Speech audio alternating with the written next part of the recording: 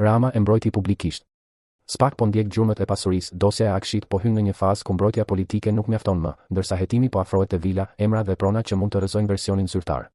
Kur kryeministri Edi Rama doli publikisht në mbrojtje të Mirlinda Karçanajt në shkurt, mesazhi ishte i qartë. Sipas tij, ajo po përballej me një presion të padrejtë dhe do të dilte e pastër. Media pranë opozitës raportoi atëherë se Rama jo vetëm e relativizoi hetimin, por la të kuptojë se rikthimi i saj në krye të Akshit ishte çështje kohe. Por zhvillimet e ditëve të fundit tregojnë se Spak nuk po ecën në drejtimin e narrativës politike, por në drejtimin e gjurmës së pasurisë dhe të lidhjeve pronësore.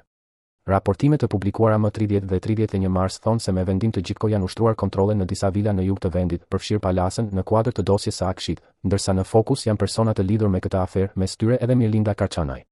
Kjo është pika ku mbrojtja publike e Ramës nis të duket e rrëshitshme. Sepse problemi nuk është më vetëm nëse Karçanaj është ose jo e pafajshme në kuptimin penal. Problemi politik është se kryeministri zgjodhi të flasë me siguri për pastërtinë e saj në një kohë kur hetimi, sipas raportimeve, po zgjeroi pikërisht te pasuritë dhe te pronat që mund të tregojnë një histori krejt tjetër.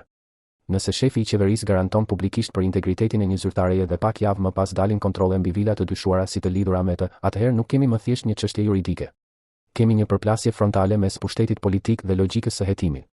Elementi më i rëndë, nëse konfirmohet nga hetimi, është pikërisht vila në palas. Sipas raportimeve, agentët e BK-s dhe prokurorët e Spakut dyshojnë se një nga vilat e kontrolluara në një kompleks rezidencial luksos në palas është e lidhur me Mirlinda Karçanajn, edhe pse rezulton në emër të një personi tjetër. Po këto raportime e lidhin të njëjtin aksion kontrollesh edhe me emra të tjerë kyç të dosjes, si Ergys Agasi dhe Ermal Beqiri. Kjo nuk provon automatikisht fajësi penale, por tregon qartë se hetimi po ndjek hipotezën e fshehjes ose maskimit të pronësisë reale. Edhe më domethënës është fakti se kjo pjesë del nga dëshmi të brendshme të raportuara nga media. Sipas Syrinet, ishës drejtori i Akshit Daniel Shima u ka treguar hetuesve se e ka parë disa herë Karçanaj në vila në Qerek dhe Palas, prona që sipas dyshimeve mund të jenë të disponuara prej saj edhe pse të regjistruara në emra të tjerë.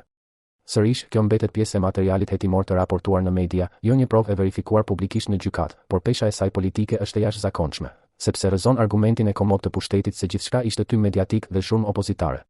Dhe këtu qëndron thelbi i çështjes së Akshit, jo vetëm të tenderat, lidhjet apo dyshimet për përfitime, por të mënyra se si pushteti përpiqet të prodhojë pafajësi paraprake përpara se hetimi të flasë. Ky është mekanizmi që ka dëmtuar rënd besimin publik në Shqipëri. Sa herë shpërthen një aferë, fillimisht del mburoja politike, pastaj propaganda, pastaj sulmi ndaj hetimit dhe vetëm në fund, shumë vonë, publiku mëson se prokurorët kanë qenë duke ndjekur vila, apartamente, llogari, emra të ndërmjetëm dhe skema pronësie që nuk përputhen fare me imazhin publik të zyrtares së thjeshtë. Në këtë kuptim, nëse raportimet mbi vilën në palas dhe pronat e tjera dalin të sakta, Spak nuk do të ketë rrëzuar vetëm një version mbrojtës për Karçanajn.